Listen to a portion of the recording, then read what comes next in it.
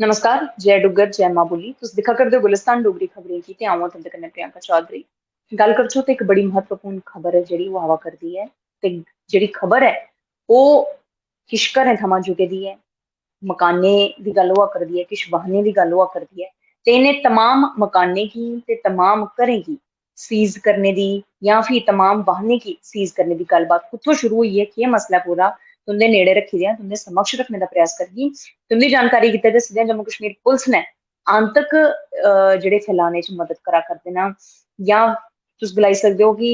आतंकवादियें गी मदद करने गित्तै जेह्ड़े वाहन इस्तेमाल होंदे न जां फिर जेह्ड़े घरें च उ'नेंगी छपाया जंदा ऐ, उ'नेंगी लेइयै जेह्ड़ी गतिविधियां ओह् तेज होंदियां नजर आवा करदियां न क्योंकि इस पूरे मसले दी जिन्न बी मदद कीती दी ऐ ते ओह्दे च इस्तेमाल होने आह्ले 4 मकान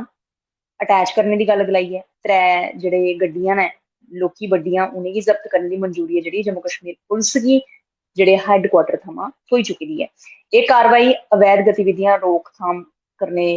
दे उद्देश्य कन्नै कीती जा करदी ऐ ते पूरे कानून दी इक हिफाजत करने आस्तै कानून दे सारे दिशा निर्देशें दा पालन करदे गित्तै एह् कीती जा करदी ऐ। पुलस मुख्यालय दे बक्ख-बक्ख आदेशें दे तैह्त गै 4 हून जेह्ड़े आवास हे, जेह्ड़े घर हे, 4 आवास जेह्ड़े मकान हे उ'नें अटैच करने दी मंजूरी थ्होई ऐ ते कन्नै गै 3 वाहन न जेह्ड़े उ'नेंगी बी सील करने दी मंजूरी थ्होई ऐ क्योंकि इंदा इस्तेमाल ऐ जेह्ड़ा ओह् आंतकी गतिविधियें गित्तै कीता गेदा हा। जिंदे च गल्ल करचो ते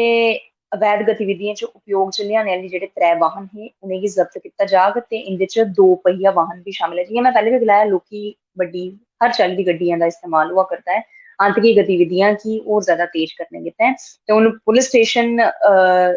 जेकर एह् गल्ल करचै पुलिस अधिकारियें दी गल्ल करचै पुलिस विभाग दे तमाम आला अधिकारियें दी गल्ल करचै हैडक्वार्टर थमां एह् जेह्ड़ा निर्देश आया एह् काफी ज्यादा कारगर साबत होई सकदा क्योंकि एटलीस्ट लोकें गी जेल्लै इक लैसन थ्होग लोक जेह्ड़े आतंकवाद गी पनपने च मदद करदे न उं'दे गित्तै एह् कुदै ना कुदै फैसला लैने दी इक कोशट कीती जा करदी ताकि सोसाइटी च इक अच्छा मैसेज जाई सकै ते लोकें गी डर खौफ जेह्ड़ा भैऽ ऐ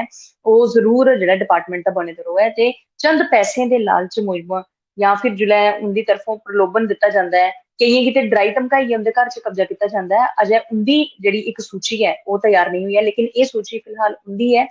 जि'नें पैसें दे लोभ च आइयै अपना घर जेह्ड़ा ऐ आतंकवादियें गी रैह्ने गित्तै दित्ता अपने वाहन उ'नेंगी इस्तेमाल करने गित्तै जेह्ड़े दित्ते न ते इन तमाम आंतकी गतिविधियें पर अंकुश लाने गित्तै एह् फैसला लैना इस वक्त काफी जरूरी हा ते इस फैसले गी मद्देनजर रखदे होए जेह्ड़ी एह् कारवाई हैडक्वार्टर थमां करने दे आदेश दित्ते गेदे न एह्दी चबक्खै गै सराहना बी होआ करदी ऐ ते कुदै ना कुदै एह् बी गलाया जा करदा ऐ कि आने आह्ले वक्त च एह् इक लैसन होग जेह्ड़ा उन तमाम लोकें आस्तै होग जेह्ड़े आंतकी गतिविधियें च मदद करदे न तमाम उन आंतकियें दी जेह्ड़े कुदै ना कुदै जम्मू कश्मीर च जेह्ड़ा त्रासदी पजाने दे इरादे कन्नै पुज्जे दे होंदे न। फिलहाल अ'ऊं बी कोशिश कीती कि तुं'दे नेड़े इस खबर गी रक्खां ताकि तुसें गी बी इस इंफॉर्मेशन दे बारे च जानकारी दें कि पुलिस विभाग इस बेल्ले सतर्कता कन्नै कम्मकाज करा करदा ऐ ते एह् सख्त निर्देश न कि जे कुसै ने बी